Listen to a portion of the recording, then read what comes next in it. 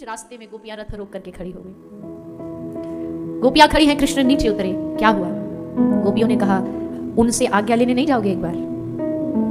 कृष्ण ने पूछा, कहाँ है वो? तो बोला, यमुना के घाट पर बैठी। कृष्ण गए, श्री राधा रानी के सामने बैठे। राधा रानी समझ गई कि बोल नहीं पा रहे। बोली, कुछ तो बोलो। कृष्ण ने कहा, राधा जाना पड़ेगा। राधा रानी ने पूछा, फिर कब आओगे? कृष्ण ने फिर कहा, कर्तव्य निभाना पड़ेगा। समझ गई श्री राधा रानी की उत्तर देने में यह असमर्थ है, झूठ बोल नहीं सकता।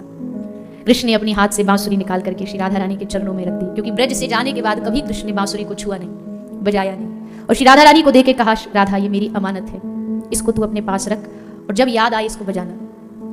राधा रानी ने कहा, कैसे बजाऊंगी? ये तुम्हारी बांसुरी है, मैं इसकी पूजा करूंगी, मैं इसको हृदय से लगाऊंगी। नहीं, जब याद आए बजा लेना। राधा रानी ने कहा, फिर तो कभी नहीं बजाऊंगी। और हंसी बड़ी जोर से। क्यों नहीं बजाऊंगी?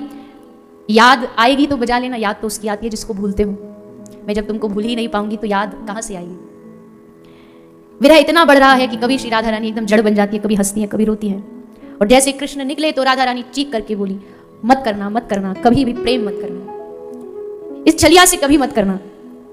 बड़े दयालु प्रियतम है, देखो कितनी कीमती वस्तु देकर के जा रहे उपहार में। आंख में आंसू, हृदय में विरह, यही देन है।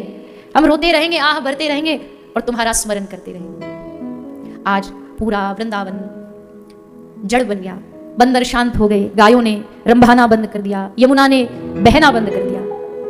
आज इस कृष्ण की विदाई को ये वृंदावन सहन नहीं कर पा रहा।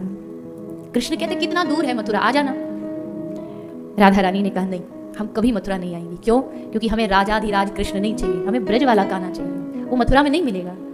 और प्रेम की अपनी ठसक होती है, प्रेम की अपनी चाहत होती है। जैसा प्रेमी चाहिए हम उसी का रूप दर्शन करेंगे। रथ पर बैठे कृष्ण, अक्रूर बैठा था। गोपी ने कहा,